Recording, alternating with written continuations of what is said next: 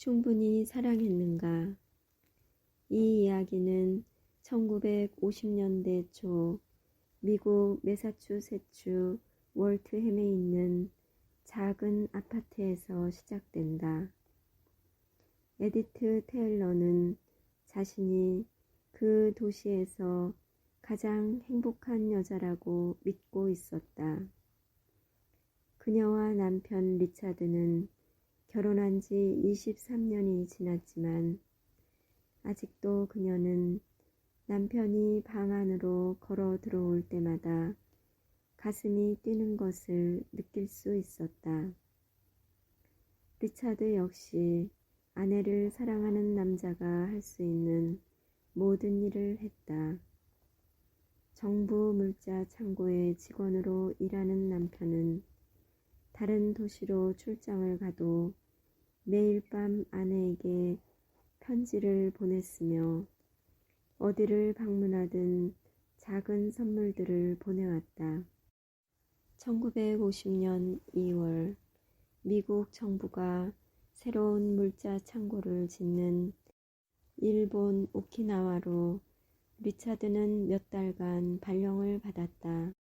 떨어져 있는 기간이 길었고 거리도 멀었다.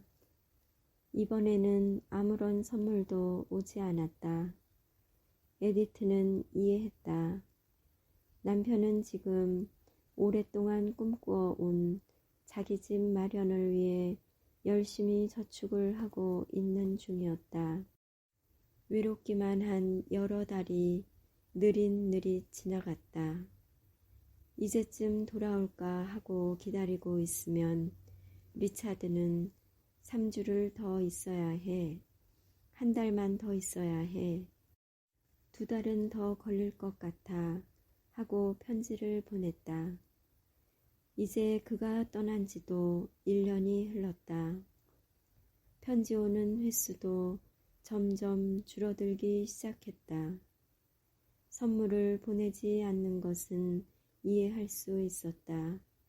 하지만 몇 푼 안 되는 우표값까지 아껴야만 하는 걸까? 몇 주 동안 소식이 없다가 마침내 편지 한 통이 날아왔다. 에디트에게 뭐라고 할 말은 없지만 우리는 더 이상 결혼 생활을 계속할 수가 없어. 미안하오. 에디트는 자기도 모르게 의자로 걸어가 주저앉았다. 남편이 멕시코 법정으로 우편 서류를 통한 이혼 소송을 낸 것이다. 그는 자신의 거처에서 일하는 일본인 가정부 아이코와 결혼을 했다. 그녀는 19살이었다. 에디트는 48살이었다. 나라면 이 이야기를 말도 안 되는 이혼 소송에 대항해 싸우는 버림받은 아내의 모습으로 끝낼 것이다. 그녀는 남편과 그 일본인 여자를 증오할 것이다. 자신의 삶을 파괴시킨 그들에게 복수할 것이다. 하지만 나는 단지 일어난 일 그대로만 전하고 싶다. 에디트 테일러는 남편 리차드를 증오하지 않았다. 아마도 너무 오랫동안 그를 사랑했기 때문에 사랑을 멈출 수가 없었는지도 모른다. 그녀는 머릿속에 상황을 그려볼 수 있었다. 집 떠나 있는 외로운 남자, 계속되는 접촉. 하지만 그렇다 해도 남편은 뻔뻔하고 쉬운 길을 택하지 않았다. 그는 그 젊은 가정부를 이용하고 버리기보다는 이혼을 선택한 것이다. 에디트가 이해할 수 없는 단 한 가지는 어떻게 그가 그녀를 더 이상 사랑하지 않을 수 있는가 하는 것이었다. 언젠가 어떤 식으로든 남편은 집으로 돌아올 것이다. 에디트는 결코 그 믿음을 포기하지 않았다. 그리고 그 믿음을 자신의 삶의 중심에 놓았다. 그녀는 남편에게 편지를 보내 앞으로도 계속 자신에게 연락을 해줄 것을 부탁했다. 얼마 후 남편은 편지를 보내 아이코가 곧 아기를 낳을 것이라고 전했다.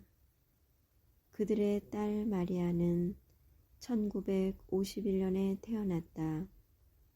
그리고 1953년에는 헬렌이 태어났다. 에디트는 이 어린 소녀들에게 선물을 보냈다. 그녀는 아직도 리차드에게 편지를 보내고 있었고 리차드 역시 답장을 보냈다. 헬렌은 이가 나기 시작했고 아이코의 영어 실력이 점점 나아지고 있었으며 리차드는 체중이 줄었다. 그러다가 그 고통스러운 편지가 날아왔다. 리차드가 폐암으로 죽어가고 있다는 것이었다. 그가 보낸 마지막 편지는 두려움으로 가득 차 있었다. 그 자신에 대한 두려움이 아니라 아이코와 그의 어린 두 딸에 대한 두려움이었다. 그는 두 딸을 미국에서 교육시키기 위해 돈을 저축했지만 치료비로 모든 것을 다 써버렸다. 이제 아이들은 장차 어떻게 될 것인가? 에디트는 자신이 리차드에게 줄 수 있는 마지막 선물은 마음의 평화라는 것을 알았다.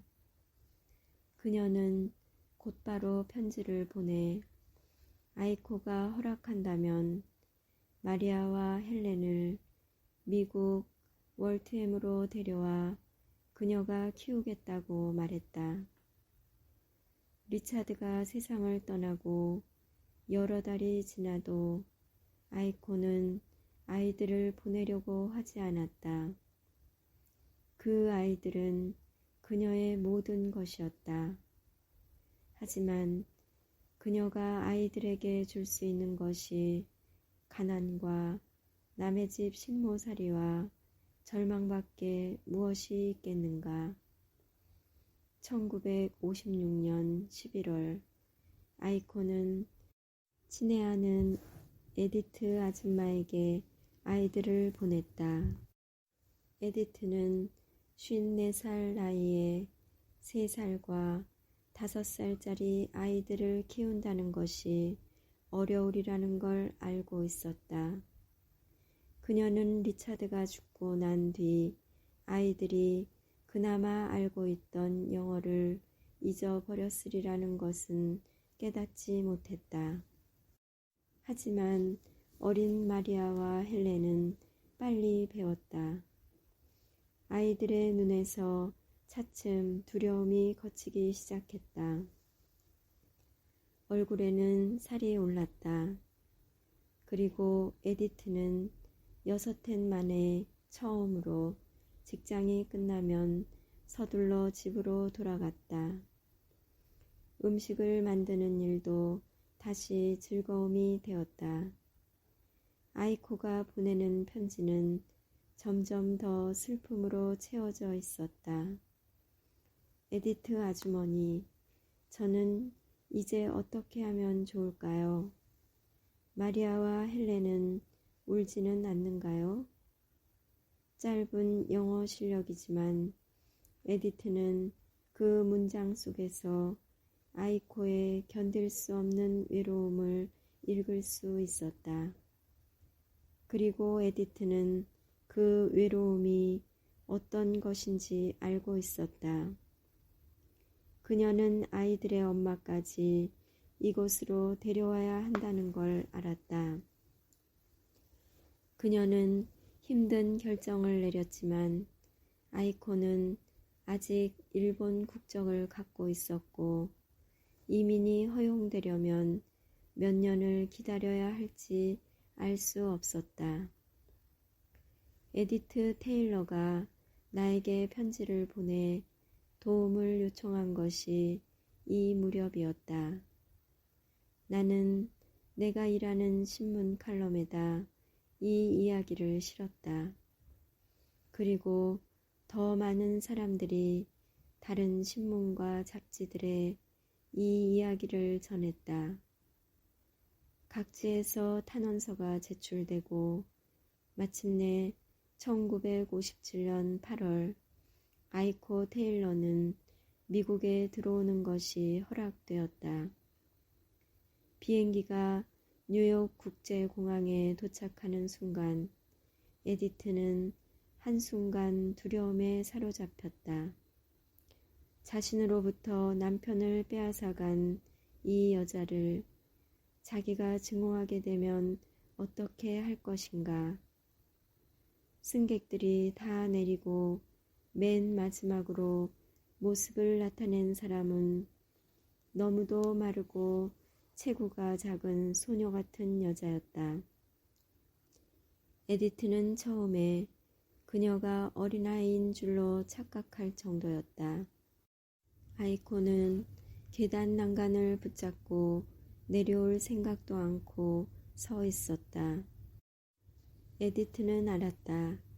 자기가 두려워하고 있다면 아이코는 거의 쓰러질 정도라는 것을. 에디트가 아이코의 이름을 부르자 그 소녀는 계단을 뛰어내려와 에디트의 두 팔에 안겼다. 서로를 꼭 껴안고 있으면서 에디트는 이런 이상한 생각이 들었다. 나는 남편이 돌아오기를 기도했지. 그런데 이제야 돌아왔군. 그가 사랑한 두 딸과 이 어린 여자의 모습으로.